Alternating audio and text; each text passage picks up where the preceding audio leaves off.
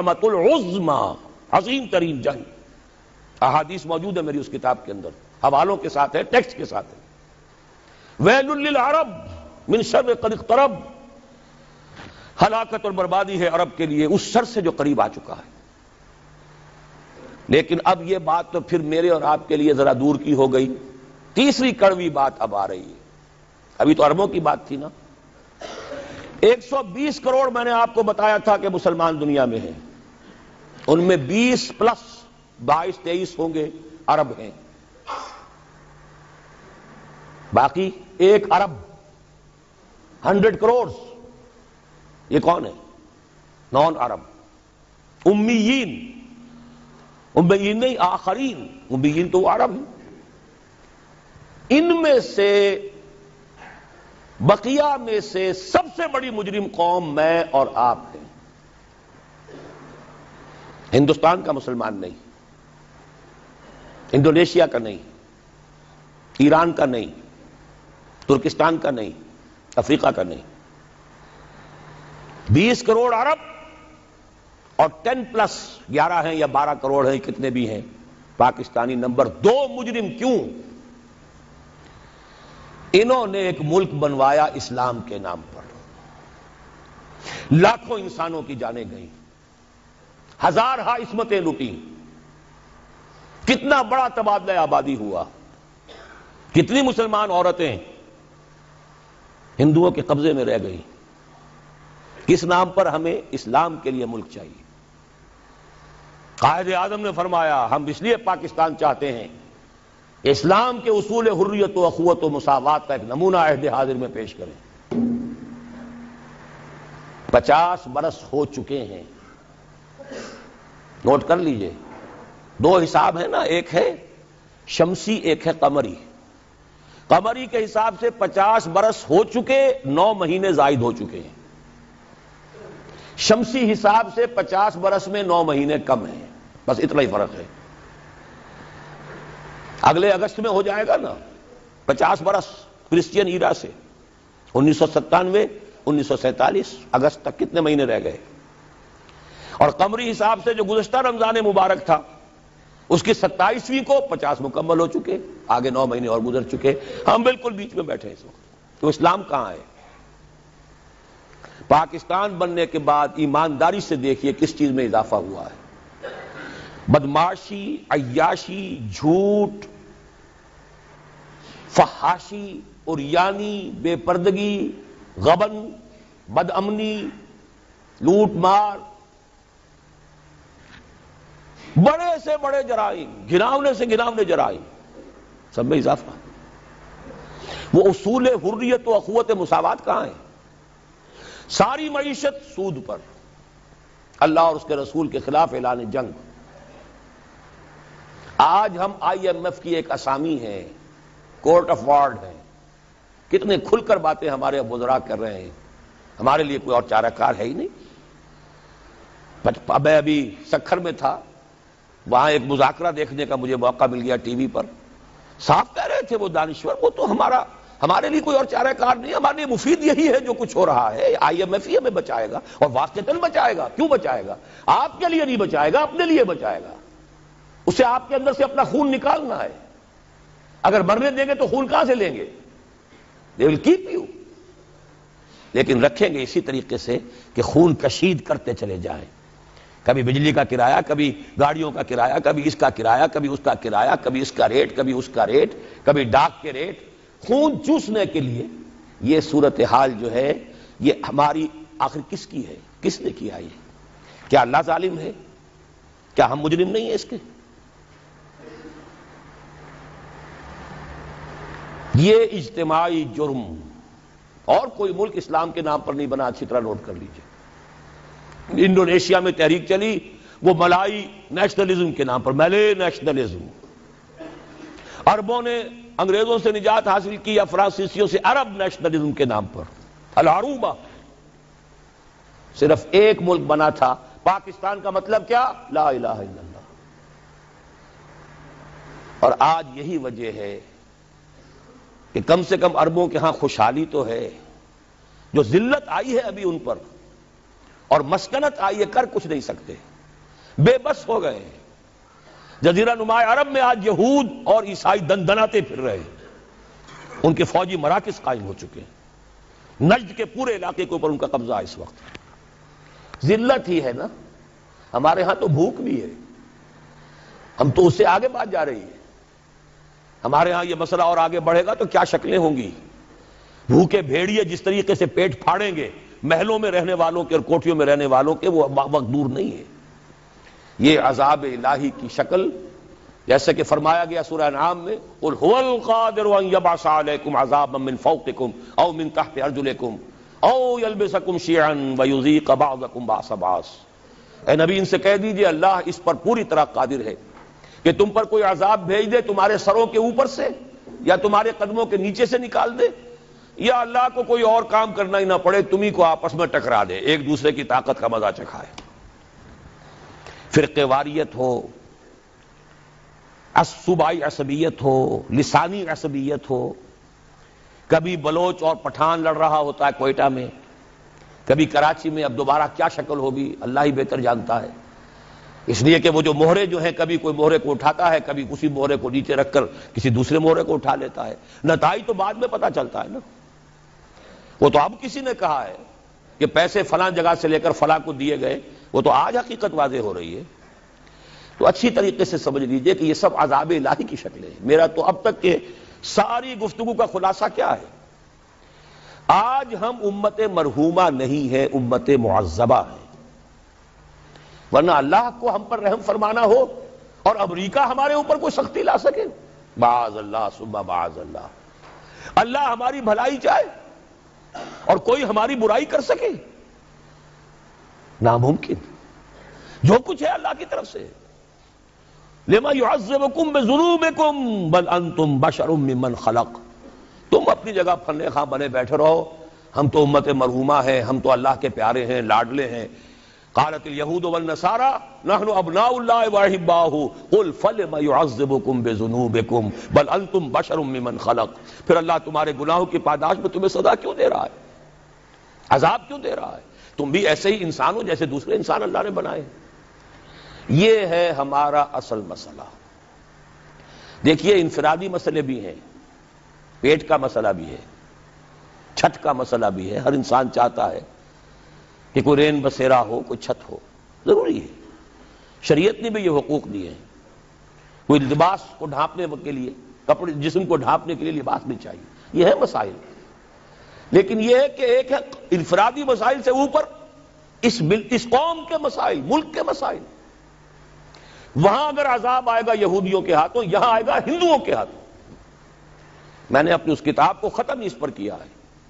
3 امکانات ہیں پاکستان کے لیے، جو کچھ ہم اب تک کر چکے ہیں، جو ہم نے عہد وعدہ خلافی کی ہے۔ ہم نے اب تک وہ اسلام نافذ نہیں کیا، وعدہ خلافی کی ہے۔ اور سورہ توبہ کی 3 آیات کے اندر بیان کر دیا گیا ہے کہ کوئی قوم اجتماعی طور پر اگر کوئی وعدہ کرے اور اس کی پھر خلاف ورزی کرے اللہ کے ساتھ تو اس کی سزا کیا ہے؟ نفاق۔ منافقین کے بارے میں فرمایا وَمِنْهُمْ مَنْ عَاهَدَ اللَّهَ لَئِنْ آتَانَا مِنْ فَضْلِهِ لَنَصَّدَّقَنَّ وَلَنَكُونَنَّ مِنَ الصَّالِحِينَ فَلَمَّا آتَاهُم مِنْ فَضْلِهِ بَخِلُوا بِهِ وَتَوَلَّوْا وَهُمْ مُعْرِضُونَ فَأَعْقَبَهُمْ نِفَاقًا فِي قُلُوبِهِمْ۔ ان میں ایک لوگ وہ بھی ہیں منافقوں میں جنہوں نے اللہ سے عہد کیا تھا اگر ہمیں غنی کر دے گا، دولت مند کر دے گا، ہم خوب صدقہ خیرات نیک کام کریں گے۔ جب اللہ نے غنی کر دیا تو اب بخل سے کام لیا، وعدہ بھول گئے، وعدہ خلافی کی، اعراض کر لیا۔ اللہ نے ان کے دلوں میں نفاق کا مرض پیدا کر دیا۔ وہ نفاق باہمی ہے۔ آج قوم نہیں رہی، قومیتوں میں تقسیم ہو چکی، عصبیتوں میں تقسیم ہو چکی، نسلی عصبیتیں، قبائلی عصبیتیں، فلاں قبیلے کے فلاں سے جنگ ہو رہی ہے، فلاں کی فلاں سے جنگ ہو رہی ہے، بگٹیوں کا ان کے ساتھ معاملہ ہو رہا ہے، فلاں کا فلاں کے ساتھ معاملہ ہو رہا ہے۔ ہر سطح پر بدامنی، صوبائی ہے، لسانی ہے، مذہبی ہے، قتل و غارت، مسجدوں میں بم کے دھماکے ہیں اور دوسری عبادت گاہوں میں ہو رہے ہیں۔ یہ سارا کیا ہے؟ اچھی طرح سمجھ لیجئے، نفاق باہمی۔ اور نفاق عملی کیا ہے؟ 3 چیزوں کو حضور نے فرمایا کہ جس کے اندر یہ ہو جائیں وہ کٹر منافق ہے، چاہے وہ نماز پڑھتا ہو، روزہ رکھتا ہو اور اپنے آپ کو مسلمان سمجھتا ہو، جب بولے جھوٹ بولے، جب وعدہ کرے خلاف ورزی کرے، امین بنایا جائے تو خیانت کرے۔ اب یہ 3 اوصاف آپ دیکھ لیجئے، ہمارے اس معاشرے میں جو جتنا بڑا ہے اکثر و بیشتر اللہ ماشاءاللہ اتنا ہی بڑا جھوٹا، اتنا ہی بڑا خائن، اتنا ہی بڑا وعدہ خلاف. یہ ہے ہماری اس وقت کی صورتحال. حل کیا ہے؟ دیکھیے حل، اب میں اوپر ہی سے چلوں گا. جب تک دنیا کے کسی ایک قابل لحاظ رقبے کے ملک میں پورے اسلام کے نظام کو قائم کر کے نہ دکھا دیا جائے کہ ہم اس قابل ہو جائیں کہ دنیا کو دعوت دیں کہ آؤ دیکھو یہ ہے اسلام، آؤ دیکھو یہ ہے محمد کا دین صلی اللہ علیہ وسلم. آپ دعائیں مانگتے ہیں اللہم انصر من نصر دین محمد صلی اللہ علیہ وسلم واجعلنا منہم واخذل من اعرض عن دین محمد صلی اللہ علیہ وسلم ولا تجعلنا معهم. کہیں تو دکھاؤ یہ دین ہے محمد کا صلی اللہ علیہ وسلم. کتابیں نہیں پڑھیں گے، وہ کتابوں میں تو اچھی سی اچھی باتیں لکھی جا سکتی ہیں. کیا ہے یہ کہو کہ حضور ایسے تھے اور صحابہ ایسے، پدرم سلطان بود بھائی ہوں گے، تم کیا ہو؟ تھے تو آبا وہ تمہارے ہی، مگر تم کیا ہو؟ ہاتھ پر ہاتھ دھرے منتظر فردا ہو.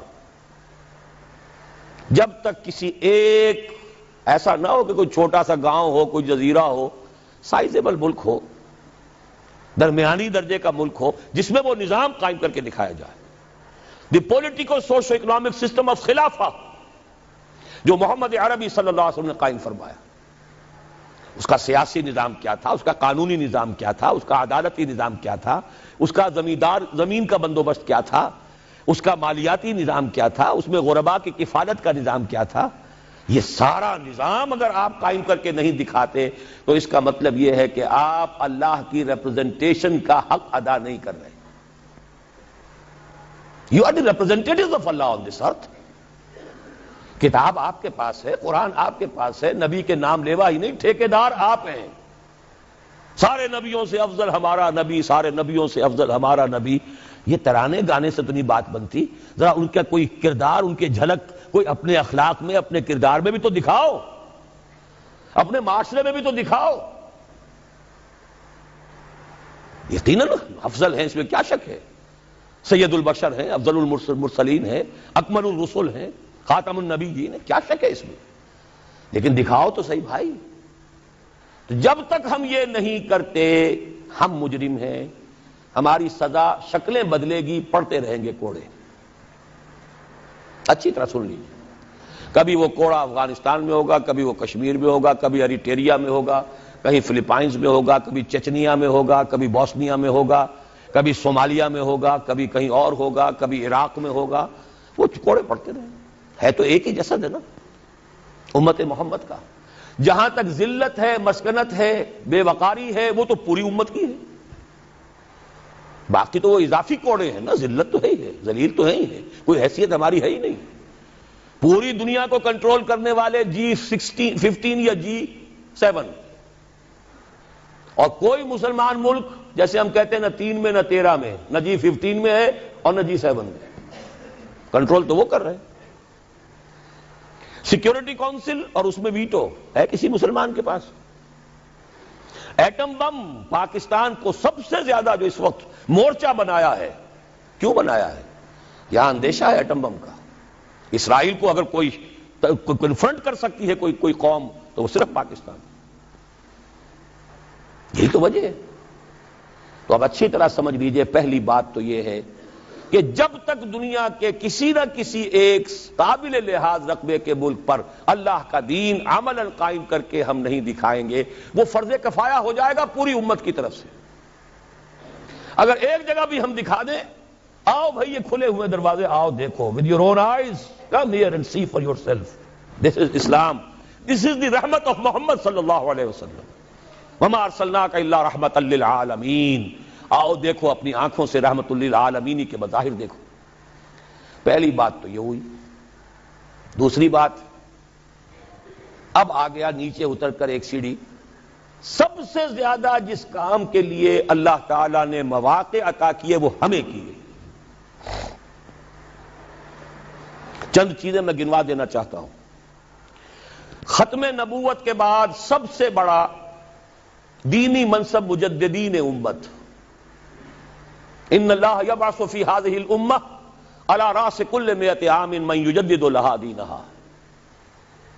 1000 برس تک سارے مجددین عالم عرب میں آئے اور 11ویں صدی سے شروع ہو گئے ہندوستان میں. مجدد الفسانی رحمت اللہ علیہ، شاہ ولی اللہ دہلوی رحمت اللہ علیہ، سید احمد بریلوی رحمت اللہ علیہ، پھر 14ویں صدی میں حضرت شیخ الہند، علامہ اقبال جیسا مفکر، مولانا مودودی جیسا مصنف، مولانا الیاس جیسا مبلغ پوری دنیا میں کہیں نظر نہیں آئے گا. کوئی وجہ تو ہے، اللہ نے سلیکٹ کیا ہے.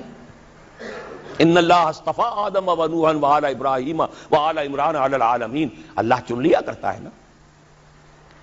پھر خلافت ختم ہوئی تو تحریک صرف یہاں چلی، کہیں چلی. اور کتنی غیرت تھی، کتنے لوگوں نے جیلوں کے اندر جا کر جو ہے جیلوں کو آباد کیا، کتنوں نے ہجرت کر لی، چلے گئے افغانستان چلے گئے. یہ تو اس صدی کی تاریخ ہے. بدقسمتی ہماری ہے کہ ہم اس سے بھی واقف نہیں. بولی اماں محمد علی کی جان بیٹا خلافت پہ دے دو، ساتھ ہیں تیرے شوکت علی بھی، جان بیٹا خلافت پہ دے دو. اس سے پورا ہندوستان گونج گیا تھا. گاندھی شریک ہوا. وہ تو جیسا میں بتا چکا ہوں، وہ ایک ترک کے ہاتھوں خاد کام ختم کرا لیا. اب کیا کرو گے تم؟ مدعی سست گواہ چست. پھر پوری دنیا میں مسلمان ممالک آزادی ہوئے، بظاہر آزاد، حقیقتاً تو کوئی بھی ابھی آزاد نہیں. ظاہری آزادی جو ملی ہے تو اس میں صرف ایک ملک کے لیے اسلام کا نعرہ لگا. پاکستان کا مطلب کیا؟ لا الہ الا اللہ، کہیں اور نہیں. پھر پاکستان بنا ہے تو معجزہ، پوری دنیا مانتی ہے کہ معجزہ. کسی حساب کتاب میں نہیں. میری کتاب ہے استحکام پاکستان، میں نے ثابت کیا ہے تمدن، سیاست، ریاست کے کسی اصول سے ثابت نہیں کیا جا سکتا کہ پاکستان بننا چاہیے تھا. It is a miracle. پھر پاکستان بننے کے بعد اتنا بڑا میریکل ہوا ہے. 10 کروڑ تھے ہم اس وقت، مشرقی اور مغربی پاکستان دونوں کے ملا کر، اور 10 کروڑ عوام کی نمائندہ دستور ساز اسمبلی نے فیصلہ کیا حاکمیت اللہ کے لیے ہے، ہمارے لیے نہیں. قرارداد مقاصد، سروری زیبا فقط اس ذات بے ہمتا کو ہے، حکمراں ہے ایک وہی باقی بتان آزری. 1949 میں قرارداد مقاصد پاس ہوئی. 1950 میں اور بڑا معجزہ ہو گیا، آج اس کا ہم تصور نہیں کر سکتے. شیعہ، سنی، دیوبندی، بریلوی، جماعت اسلامی، اہل حدیث، 6 جماعتوں اور 6 فرقوں یا 6 مکاتب فکر کی ٹاپ کی قیادت، نیچے کے بچڑ بھئیے نہیں، ٹاپ کے لوگ، 31 علماء، اور انہوں نے دستور کے لیے 22 اصول دے دیے. اس پر ہم متفق ہیں، ہمارا کوئی اختلاف نہیں. مفتی جعفر حسین مجتہد، حافظ کفایت حسین ان کے سب سے بڑے اس زمانے کے واعظ اور ذاکر، ادھر مولانا مودودی جیسی شخصیت، سید سلیمان ندوی جیسی شخصیت، مولانا شفیع، مفتی محمد شفیع صاحب جیسی شخصیت، اور بریلویوں میں مولانا بدایونی، مولانا ابو الحسنات قادری لاہور کے، اہل حدیثوں میں ٹاپ کے، سب ٹاپ کی قیادت نے کہا کہ یہ ہمارے اصول ہیں. کم آن. تو سوچنے کی بات ہے اس کے بعد کہیں کوئی بہت بڑی غلطی ہو گئی. بس غلطی کیا ہوئی ہے اچھی طرح سمجھ لیجئے. 2 غلطیاں ہوئی ہیں، پازیٹو نیگیٹو. پازیٹو غلطی یہ ہوئی کہ ہم نے راستہ انتخاب کا اختیار کر لیا نظام کو بدلنے کے لیے. جب تک جماعت اسلامی ایک سیاسی جماعت نہیں تھی، اس نے الیکشن میں حصہ نہیں لیا تھا، دستور اسلامی کا مطالبہ مولانا مودودی نے کیا لیکن تمام قوم نے اس کا ساتھ دیا. مولانا شبیر احمد عثمانی رحمت اللہ علیہ تو جماعت اسلامی کے نہیں تھے، انہوں نے پاس کروائی ہے دستور ساز اسمبلی کے اندر، ورنہ جماعت اسلامی کا تو کوئی نمائندہ نہیں تھا اس وقت اسمبلی میں. انہیں کوئی تعصب نہیں تھا کہ یہ جماعت کی طرف سے آئی ہے، نہیں، دین کی بات ہے، صحیح بات ہے. جب آپ الیکشن کے میدان میں آ گئے، اب معلوم ہوا کہ اب آپ نے مذہب کو، اسلام کو ایک پولیٹیکل ایشو، ایک کنٹروورشل ایشو بنا دیا. اس کے بعد کیا ہوا؟ تو چل میں آیا، آؤ نا ہم بھی سیر کریں کوہ طور کی. بریلوی علماء نے کہا تو ہم کیوں نہ چلیں آگے، سواد اعظم تو ہمارا ہے، ہمیں سب زیادہ ووٹ ملیں گے. اہل حدیثوں نے کہا ہمارے بھی کہیں کہیں پاکٹس تو ہیں، کوئی 1 آدھ سیٹ تو ملے گی نا. دیوبندیوں نے کہا ہمارے بھی علاقے ہیں بہت سے، خاص طور پہ سرحد میں، بلوچستان میں تو ان کے بڑی سالڈ قسم کی جو ہے وہ ان کے فوٹنگز ہے پولیٹیکل. نتیجہ کیا نکلا؟ 4-5 اسلام ہو گئے. اسلام کے نام پر ووٹ تقسیم اور راج کرے گا خالصہ اور کرے نہ کوئی. جیت سیکولرزم کی. سیدھی سیدھی باتیں ہیں، یہ سمجھنے کی باتیں ہیں. اگر نہیں سمجھیں گے تو سیدھے راستے پہ دوبارہ نہیں آ سکتے. نیگیٹو جو بات میں کہہ رہا ہوں وہ کیا تھی؟ دیکھیے سن 62 میں ایوب خان پہلا فوجی عامر اس ملک کا، اس نے آئلی قوانین بنائے. آئلی قوانین کو پھر میں گنوا رہا ہوں، دیوبندی، بریلوی، اہل حدیث، جماعت اسلامی، شیعہ، سب کی ٹاپ قیادت نے کہا کہ یہ دخل اندازی ہے اسلام میں، شریعت میں، یہ روز غلط ہے. بعض چیزیں ٹھیک ہے، بعض نہایت غلط ہے. لیکن یہ کہہ کے رہ گئے، ایجیٹیشن نہیں کیا. ایجیٹیشن کیا تو جمہوریت کے لیے کیا. یہ نہیں کہ نہیں یہ مذہبی مسئلہ ہے، یہ دین کا مسئلہ ہے، اس پر جمع ہو کر ایجیٹیشن کیا جائے، جانے دی جائے. اس کے کنٹراسٹ میں دیکھیے، ہندوستان کا مسلمان شاہ بانو کیس حکومت کی طرف سے نہیں تھا، ایک عدالت کا فیصلہ آیا، شریعت اسلامی میں دخل اندازی ہو گئی پرسنل لا میں. مسلم پرسنل لا بورڈ بن گیا، ساری جماعتیں جمع ہو گئی، وہ تحریک چلائی ہے، کئی 100 مسلمانوں نے جانیں دے دی. بالآخر راجیو کی حکومت، خود راجیو کو گھٹنے ٹیک کر یہ قانون پاس کرانا پڑا لوک سبھا سے کہ ہندوستان کی کوئی عدالت انکلوڈنگ سپریم کورٹ مسلمانوں کے فیملی لاز میں دخل نہیں دے سکتی. ایک وہ ہے جنہیں تصویر بنا آتی ہے، ایک ہم ہیں کہ لیا اپنی بھی صورت کو بگاڑ. ایجیٹیشن دینی ایشو پر نہیں ہوا، ایجیٹیشن ہوا جمہوریت لاؤ، جمہوریت لاؤ، جمہوریت لاؤ. وہ جمہوریت آئی تو ذوالفقار علی بھٹو کی آئی. جب سیکولر لوگوں نے مل کر وہ تحریک چلائی اور دینی کارکن دینی لگے، محنتیں انہوں نے کی، جماعتیں وہ تھیں. لیکن یہ ہے کہ نتیجہ کیا نکلا؟ ایوب خان کی ٹانگ گھسیٹی گئی، بھٹو صاحب آ گئے. بھٹو کی ٹانگ گھسیٹی، ماشاء اللہ صاحب آ گئے. ماشاء اللہ کا کوئی معاملہ ختم ہوا. پھر یہ ہے وہ ایک وشس سرکل جس میں ہم گرفتار ہیں. گویا کہ اب ہمیں دوبارہ سوچنا ہوگا. جو وقت بھی میں کہہ رہا تھا، بات رک گئی میری اس وقت کہ میں نے اپنی اس کتاب کو معین کیا ہے، ختم کیا ہے، سابقہ اور موجودہ مسلمان امتوں کا ماضی، حال اور مستقبل. یہ 3 امکانات ہیں پاکستان کے لیے. میں نہیں جانتا کہ کیا شکل ہوگی. یا تو یہ ہے کہ اللہ تعالیٰ اس قوم پر بڑی بھلائی فرمائے اور اس قوم کو اجتماعی توبہ کی توفیق دے دے، جیسے حضرت یونس علیہ السلام کی قوم پر سے عذاب ٹل گیا تھا. عذاب کے آثار شروع ہو جانے کے بعد الا قوم یونس، یہ تو بہترین بات ہے جو ہم پسند کر سکتے ہیں، لیکن اس کی کچھ شرائط ہیں، کچھ کڑیاں ہیں، اس کی وہ میں بعد میں بتاؤں گا. آثار نہیں ہیں توبہ کے، کوئی آثار نہیں. دوسری بات یہ ہو سکتی ہے، اللہ نہ کرے، لیکن یہ کہ اس کو لیے بھی میں سمجھتا ہوں بڑے نفع کا سودا ہوگا، ایک دفعہ کوئی شیکنگ ہماری ایسی ہو کہ جو حال مست اور مال مست جو ہیں ان کو دن میں تارے نظر آ جائیں ایک دفعہ. شاید اللہ توبہ اسی طریقے سے توفیق دے دے. وَلَنُذِيقَنَّهُم مِّنَ الْعَذَابِ الْأَدْنَىٰ دُونَ الْعَذَابِ الْأَكْبَرِ لَعَلَّهُمْ يَرْجِعُونَ.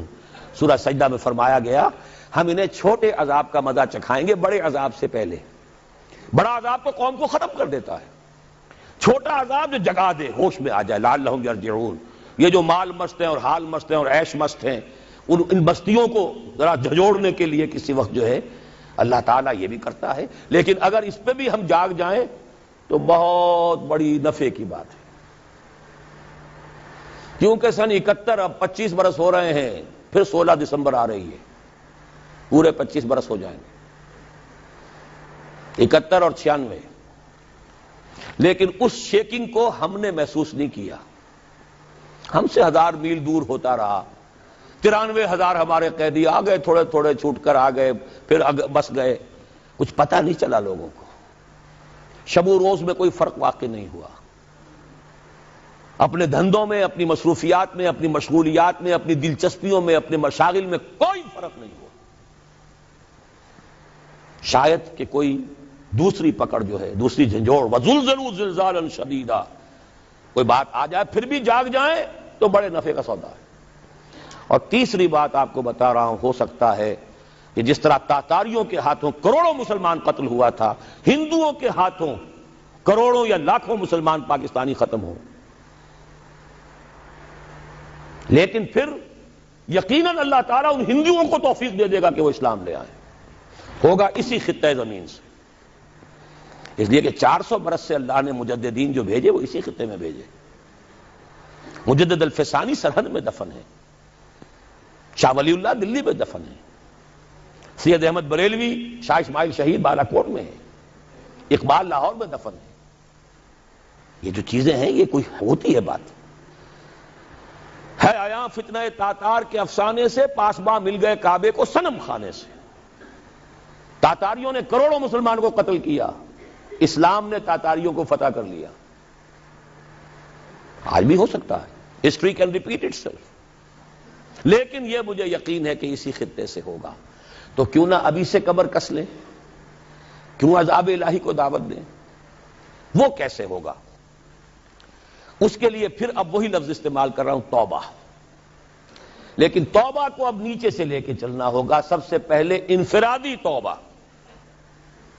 یا ایھا الذین آمنوا توبوا الی اللہ توبۃ نصوحا۔ اپنی زندگیوں میں دیکھیے کیا چیز خلاف اسلام ہے، کاروبار میں، معاش میں، دکانداری میں ملازمت کر رہے ہیں تو کوئی غلط چیزیں استعمال کر رہے ہیں، کوئی رشوت لے رہے ہیں، کوئی لوگوں کو پریشان کر رہے ہیں، کوئی سودی لین دین ہے، سود کے اوپر کاروبار کیا ہوا ہے۔ دیکھیے پوری طرح باریک بینی کر کے اپنی معاش اور معاشرت کو پاک کریں، تب توبہ ہوگی، ورنہ نہیں۔ آپ 1000 دانے کی تسبیح لے کر بیٹھ جائیں، استغفر اللہ ربی من کل ذنب واتوب الیہ، وہ توبہ نہیں ہوگی۔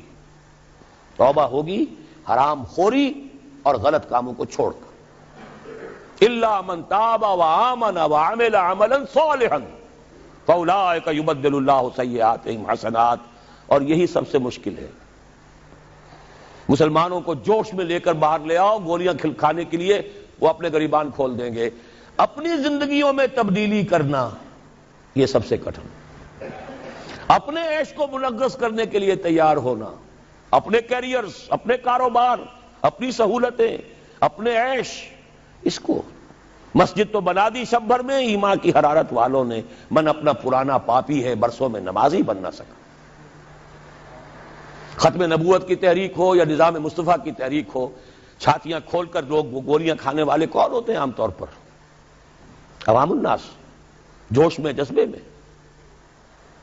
رنگیلا رسول کے اوپر قتل جس نے کیا کون تھا؟ ایک ترخان، ایک کھاتی، ان پڑھ۔ وہ تو جذبہ ان کا ہے جو جوش میں آ جاتا ہے۔ تو سمجھ لیجئے اس بات کو، انفرادی توبہ سے بات شروع ہوگی۔ افراد کے ہاتھوں میں ہے اقوام کی تقدیر، ہر فرد ہے ملت کے مقدر کا ستارہ۔ ہے کام کٹھن، پھر کہہ رہا ہوں، اپنی ذات پر اپنے گھر میں اسلام نافذ کیجئے،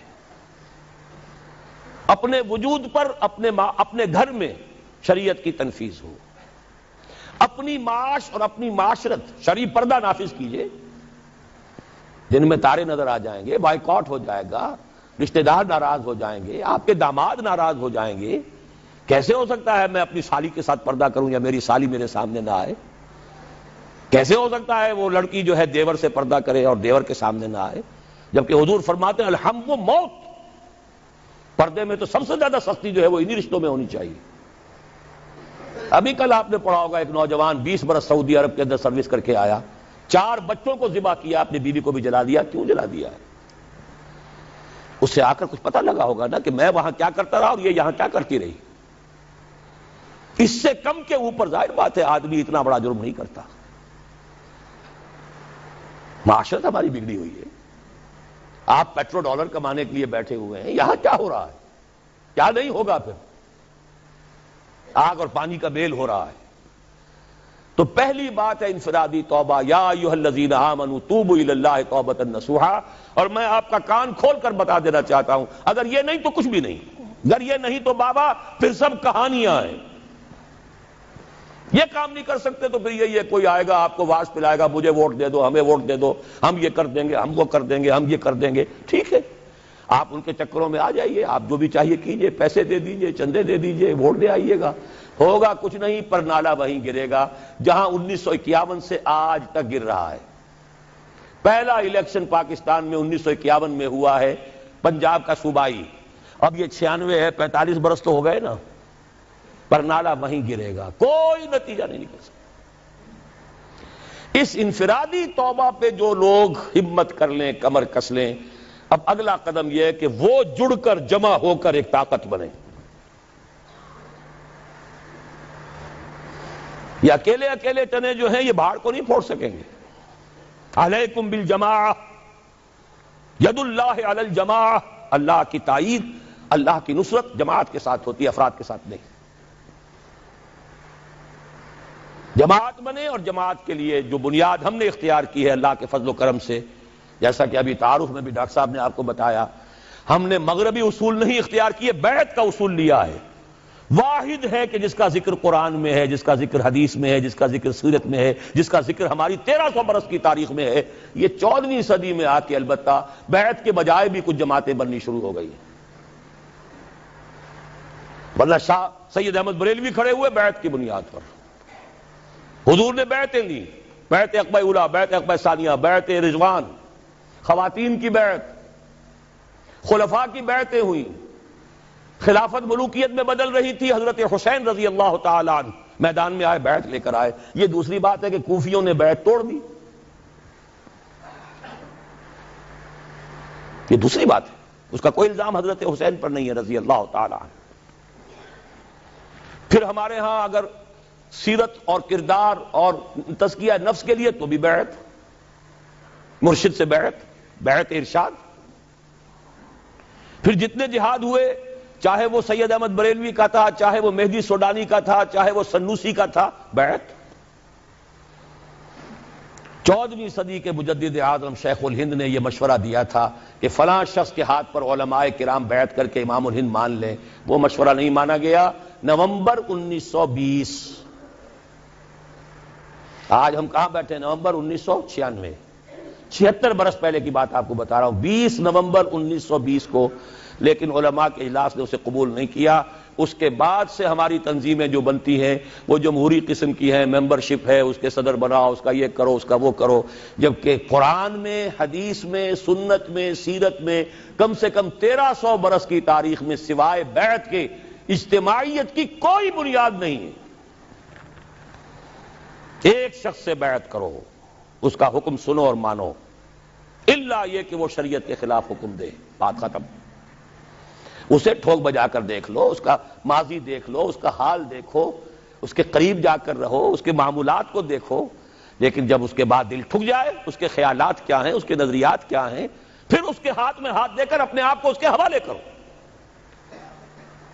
جیسے کہ حضرت عبادہ ابن صامت کی حدیث ہے رضی اللہ تعالی عنہ، اور متفق علیہ ہے، صحیح مسلم صحیح بخاری دونوں میں، بایعنا رسول اللہ صلی اللہ علیہ وسلم علی السمع والطاعة فی العسر والیسر والمنشط والمکرہ وعلی عثرۃ علینا وعلی لا ننازع الامر اہلہ وعلی ان نقول بالحق اینما کنا لا نخاف فی اللہ لومۃ لائم۔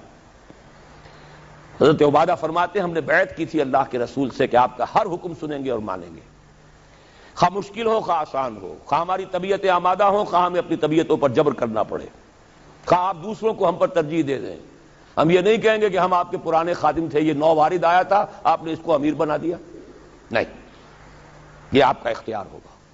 اور جسے بھی آپ امیر بنائیں گے ہم ان کے ساتھ چھینا جھپٹی نہیں کریں گے، جھگڑا نہیں کریں گے، تعاون کریں گے۔ ہاں حق بات ضرور پیش کر دیں گے، جو مشورہ ہوگا ضرور دیں گے، جو صحیح باتیں کہیں گے جہاں بھی ہوں گے، کسی کی خوف کی وجہ سے زبان بند نہیں کریں گے۔ یہ ایک حزب اللہ، اللہ کے دین کو غالب کرنے کے لیے جماعت جو ہے، یہ اس کا ایک مکمل دستور ایک حدیث میں ہے۔ اچھا یہ جماعت اگر بن جاتی ہے تو کیا کام کرے گی؟ سورہ آل عمران کی آیت نمبر 104، وَلْتَكُن مِّنكُمْ أُمَّةٌ يَدْعُونَ إِلَى الْخَيْرِ وَيَأْمُرُونَ بِالْمَعْرُوفِ وَيَنْهَوْنَ عَنِ الْمُنكَرِ وَأُولَٰئِكَ هُمُ الْمُفْلِحُونَ۔ پہلے ہر ایک متقی ہو، یا ایھا الذین آمنوا اتقوا اللہ حق تقاتہ، آیت نمبر 102 یہ ہے۔ پھر جڑیں، ملیں، واعتصموا بحبل اللہ جمیعا ولا تفرقوا، جمعیت بنو، اور پھر وَلْتَكُن مِّنكُمْ أُمَّةٌ، تین کام کرو بس، خیر کی طرف دعوت دو، نیکی کا حکم دو، جہاں بھی حکم کا اختیار ہے، گھر میں تو نیکی کا حکم دو۔ اگر کوئی صاحب حیثیت ہے چودھری کسی علاقے کا، اپنے محلے میں تو حکم دے، جس کو جو وجاہت جو حیثیت بھی کہیں حاصل ہے، باس ہے کسی دفتر کے اندر، وہاں تو نیکی کا حکم دے۔ وَيَنْهَوْنَ عَنِ الْمُنْكَرِ، اور بدی سے روکو۔ اس بدی سے روکنے کے پھر تین درجے حدیث میں آئے، من رأى منكم منكرا فليغيره بيده فإن لم يستطع فبلسانه فإن لم يستطع فبقلبه وذلك أضعف الإيمان۔ جو بھی تم میں سے کسی بدی کو دیکھے، برائی کو دیکھے، اس کا فرض ہے کہ ہاتھ سے روکے، طاقت سے روکے، اس کی قوت نہ رکھتا ہو زبان سے روکے، اس کی بھی ہمت نہ ہو تو دل میں نفرت ضرور رکھے، اور یہ ایمان کا کمزور ترین درجہ ہے۔ اسی کو دو حصوں میں تقسیم کر لیجئے۔ جب تک طاقت کافی نہیں ہے، زبان ہی سے دعوت الی الخیر ہوگی، زبان ہی سے امر بالمعروف ہوگا، زبان ہی سے نہی عن المنکر ہوگا، طاقت استعمال نہیں ہوگی۔ جیسے کہ حضور صلی اللہ علیہ وسلم نے پہلے دن کہا یہ بت سب بکواس ہے، یہ ان کی کوئی حیثیت نہیں، ان ہی الا اسماء سمیتموہا، یہ تم نے نام رکھ چھوڑے، ان کی کوئی حقیقت نہیں، کسی بت کو توڑا نہیں۔ 12 برس تک اسی سے نے کعبہ میں نماز پڑھی ہے جس میں بت رکھے ہوئے تھے، اسی کعبے کا طواف کیا جس میں بت رکھے ہوئے تھے۔ ہجرت کے 7ویں برس عمرہ قضا کرنے گئے ہیں تو اسی کعبے کا طواف کیا جس میں بت رکھے ہوئے تھے، وہی نماز پڑھی ہے، دائیں بھی بت، بائیں بھی بت، سامنے بھی بت، پیچھے بھی بت۔ ہاں، طاقت کے ساتھ جب گئے اگلے ہی سال سن 8 میں، اب جاتے ہی 10,000 قدوسیوں کے ساتھ جب داخل ہوئے ہیں، پہلا کام کیا کیا؟ جاء الحق وزهق الباطل ان الباطل كان زهوقا، ایک ایک بت کو گرایا ہے اور توڑا۔ یہ ہوا، یہ طریقہ ہے، طریقہ نبوی ہے۔ اس موضوع پر میری کتاب جو ہے خطبات خلافت، جو میں نے شروع یہی کیے تھے، کیونکہ خالق دینہ ہال میں جو پہلی تحریک چلی تھی خلافت کی، وہ احتجاجی تحریک تھی کہ انگریز کیوں سازش کر رہے ہیں ہماری خلافت کو ختم کرنے کی۔ اس میں جو ہمارے اکابرین تھے، اس میں مولانا محمد علی جوہر تھے، مولانا حسین احمد مدنی تھے، مولانا ابوالکلام آزاد تھے، ان پر مقدمہ خالق دینہ ہال میں چلا تھا، جس پر سے آپ گزرتے رہتے ہوں گے بندر روڈ پر۔ وہیں سے میں نے 3 سال پہلے خطبات خلافت کا آغاز کیا تھا، 4 دن خطبات تھے۔ پھر یہ خطبات میں نے کراچی کے بعد لاہور، پشاور، راولپنڈی اور نہ معلوم کوئٹہ کہاں کہاں دیے ہیں۔ اب وہ کتابی شکل میں بھی شائع کر دیے گئے خطبات خلافت کے نام سے، اور اس کے آخر میں یہ طریقہ کار بھی پورا میں نے بحث کر دی ہے کہ طریقہ کار کیا ہے۔ جب تک طاقت کافی نہیں ہے زبان، جب طاقت کافی ہو جائے گی ایجیٹیشن، گھیراؤ، جلاؤ نہیں، گھیراؤ، وکٹنگ، اب نہیں ہونے دیں گے، یہ حرام کام ہے، نہیں ہونے دیں گے، اس اڈے کو نہیں چلنے دیں گے، ہم بیٹھے ہیں یہاں، پہلے ہم پر گولیاں چلاؤ، یہ سودی کاروبار بینک کا نہیں چلنے دیں گے، یہ اخباروں کو نہیں نکلنے دیں گے ان ننگی تصویروں کے ساتھ۔ آخر MQM نے بند کر دیا تھا ناطقہ کے نہیں، جنگ کا۔ طاقت ہو، جلاؤ کی ضرورت نہیں، گھراؤ تو کرو۔ اہل تشیع نے 50,000 جا کر جو گھراؤ کیا تھا ضیاء الحق صاحب کی سیکریٹریٹ کا، اور ان سے کتنا بڑا فیصلہ کروا لیا تھا کہ اہل تشیع جو ہے وہ زکوٰۃ آرڈیننس سے مستثنیٰ رہیں گے۔ گھیراؤ کیا ہے، چیف مارشل ایڈمنسٹریٹر کی ناک رگڑوا لی ہے، یا گولی چلاتا، ہزاروں جان دے دیتے، کیا ہوتا؟ فوج میں بھی اہل تشیع ہے، پولیس میں ہے، بیوروکریسی میں، ہر جگہ ہے، کیا آگ لگتی؟ لہذا وہ سمجھدار آدمی تھا، اس نے مونچھ بھی نیچی کر لی، ناک بھی رگڑ دی، اور وہ چیف مارشل ایڈمنسٹریٹر، حالانکہ ابھی مارشل اللہ بوڑھا نہیں ہوا تھا، صرف 3 سال کی عمر تھی، 77 میں آئے تھے اور 80 کا یہ واقعہ ہے۔ منوائی کی نہیں بات؟ یہ جو غیر مسلح ہے ایجیٹیشن، اور اس کی آخری شکل آئی ہے غیر مسلح بغاوت، سول ڈس اوبیڈینس، جو ایرانیوں نے کر کے دکھائی ہے۔ انتخابات کے ذریعے سے قیامت تک وہاں اسلام نہیں آ سکتا تھا، نہ محض دعوت و تبلیغ سے آ سکتا تھا کہ بس دعوت، اچھی اچھی باتیں، میٹھی میٹھی باتیں سنائے جاؤ، 20-20 لاکھ کے مجمع جمع کیے جاؤ، اس سے اسلام آ جائے گا، نہیں آئے گا۔ اگر آ سکتا ہوتا تو محمد الرسول اللہ تو کبھی بھی ہاتھ میں تلوار نہ لیتے، کسی مسلمان کا خون تو کجا، کسی کافر کا خون بھی زمین پر نہ گرنے دیتے۔ ان سے بڑا مبلغ، ان سے بڑا مربی، ان سے بڑا مزکی، ان سے بڑا معلم کون ہوگا؟ نہیں، طاقت کا وقت آتا ہے۔ البتہ طاقت 2 طرفہ کی بھی ہوتی ہے، یقاتلون فیقتلون ویقتلون، اللہ کی راہ میں قتال کرتے ہیں، قتل ہوتے بھی ہیں، قتل کرتے بھی۔ ایک طرفہ بھی ہے جو کہ ایرانیوں نے کر کے دکھائی ہے۔ اس پر تفصیل سے بحث میری اس کتاب میں موجود ہے کہ حالات میں کیا فرق ہو گیا ہے۔ آج حکومتیں ہیں، ان کے پاس فوجیں ہیں، ان کے پاس پولیس ہے، ان کے پاس ایئر فورس ہے۔ حافظ الاسد نے ایئر فورس کے ذریعے سے شہر ہما اڑا کے رکھ دیا تھا، کئی ہزار جو ہیں اخوانی ایک دن میں ختم کیے۔ خود پاکستان 2 مرتبہ بلوچستان میں ایئر فورس استعمال کر چکا ہے۔ ابھی جو ہوئی تھی مالاکنڈ کی تحریک، اس میں بھی ہیلی کاپٹرز استعمال ہوئے۔ تو یہ نہتوں کے خلاف اتنی طاقت جو ہے، ہاں نہتا میدان میں نکل آئے تو پھر فوج کو بھی ایک وقت تک تو وہ گولی چلاتی ہے، پھر سوچنا پڑتا ہے یہ میری اپنی قوم ہے۔ بھٹو صاحب نے کہا تھا کہ میری کرسی بہت مضبوط ہے، کہاں مضبوط ثابت ہوئی تھی؟ وہ مضبوطی تھی تو فوج کے بل پر تھی۔ جب فوج نے کوڑا جواب دے دیا کہ no more killings, we are not going to shoot any more, go and have a political settlement, تو بیٹھنا پڑ گیا کہ نہیں؟ کرسی ختم ہو گئی تھی کہ نہیں؟ یہی خطرہ ہو رہا تھا شاہ ایران کو کہ اب یہ فوج جو ہے جس نے 20-30 ہزار تو مار لیے ایرانی، لیکن یہ کہ اب یہ ان کا رخ میری طرف ہو جائے گا، بھاگا ہے وہاں سے، وہاں اس کا اسلحہ ختم تو نہیں ہو گیا تھا۔ یہ ہے راستہ اس ملک میں اسلام کو لانے کا۔ اب نوٹ کر لیجئے، اگر ہم یہ کام کرتے ہیں تو میرا تجزیہ یہ ہے کہ پورے عالم اسلام میں ہم ہی اس کے لیے سب سے زیادہ مستحق ہیں۔ ان تتوبا الی اللہ فقد سقط قلوبکما، پوری 400 برس کی تاریخ، اس 14ویں صدی ہجری کے عظیم واقعات، تحریک پاکستان، تحریک خلافت، قرارداد مقاصد، یہ پورا بیک گراؤنڈ ملک بنا ہے۔ احادیث میں خبریں موجود ہیں کہ وہ جو آخری شو ڈاؤن ہوگا مڈل ایسٹ میں، جب دجال یہودیوں کا بہت بڑا لیڈر ظاہر ہوگا اور وہ کہے گا میں مسیح ہوں، اور اس وقت جب مسلمانوں کے اوپر بہت سختی آئے گی، ویل للعرب من شر قد اقترب، تو اس وقت جو ہے ایک شخص کو اللہ تعالیٰ امت میں سے اٹھائے گا جو اہل عرب کا لیڈر بنے گا، وہ ہوں گے حضرت مہدی۔ لیکن حضرت مہدی کو مددگار جو ملیں گے وہ مشرق کی طرف سے آئیں گے۔ عرب قوم کھوکھلی ہو چکی ہے، ان میں دم نہیں ہے، دولت نے، عیاشیوں نے انہیں کھوکھلا کر دیا ہے۔ تقریباً پوری عرب قوم کا حال یہ۔ دولت جو ہے ان کے لیے بہت بڑا ایک اللہ تعالیٰ کی طرف سے عذاب کی شکل ثابت ہوئی۔ اونچے اونچے محل بنا رہے، تطاولون فی البنیان، لیکن جو حالت ہے وہ سب کے سامنے بودے۔ لہذا الفاظ ہیں یخرجون الناس من المشرق یؤتئون للمہدی یعنی سلطانہ، جب مہدی کا ظہور ہوگا عالم عرب میں تو ان کی مدد کے لیے، ان کی حکومت کو قائم کرنے کے لیے فوجیں مشرق سے آئیں گی۔ اور پاکستان بھی تو مشرق میں ہے عرب کے۔ میرے عرب کو آئی ٹھنڈی ہوا جہاں سے، میرا وطن وہی ہے، میرا وطن وہی ہے۔ لیکن یہ کہ اہل پاکستان ذرا بھول گئے تھے، بھٹک گئے تھے، کبھی بھولی ہوئی منزل بھی یاد آتی ہے راہی کو۔ اب آپ اپنے اس سبق کو یاد کیجئے، جو باتیں میں نے آج عرض کی ہیں ان پر غور کیجئے، سوچئے، سوچ بچار کیجئے۔ تنظیم اسلامی، تحریک خلافت فوری طور پر ہمارے ساتھ شامل ہونا چاہیں، بیعت کا معاملہ جو ہے ثقیل نظر آئے تو معاون تحریک خلافت کا فارم پر کیجئے، ابھی اس میں بیعت کی ضرورت نہیں ہوتی، لیکن اور قریب آ کر دیکھیے۔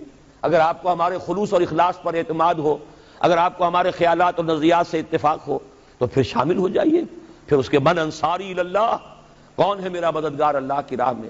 میں تو اسی کے لیے گھوم رہا ہوں، اسی کے لیے پھر رہا ہوں، اسی کے لیے 1970 میں میں نے 71 میں اپنا پروفیشن چھوڑ دیا تھا۔ آج 25 برس پورے ہو چکے، بلکہ 26 ہو گئے، 96 ختم ہو رہا ہے اور وہ تھا 71 کا شروع۔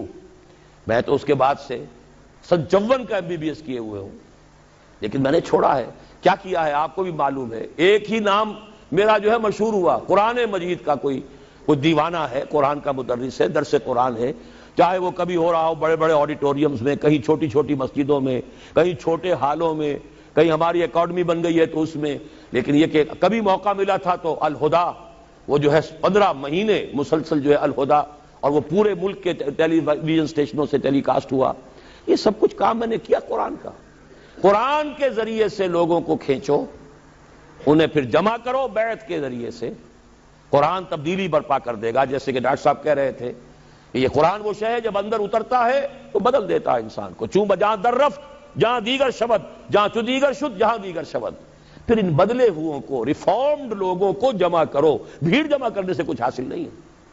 یہ جو اپنی معاش اور اپنی معاشرت کو صحیح کر چکے ہو، اپنی ذات اور اپنے گھر میں دین نافذ کر چکے ہو، وہ جمع ہو، اور جمع ہو مضبوط سم و طاعت والی جماعت کے اندر. جب تک طاقت کافی نہیں، زبان سے دعوت بھی ہے، نہی عن المنکر بھی ہے، اور امر بالمعروف بھی ہے. جب طاقت ہوگی تو کسی دینی ایشو پر ایجیٹیشن کریں گے، اب یہ کام ہم نہیں ہونے دیں گے، یا ہم نہیں یا یہ نہیں، اور پھر نتیجتاً یا تخت یا تختہ. اقول قولی ھذا واستغفر اللہ لی ولکم ولسائر المسلمین والمسلمات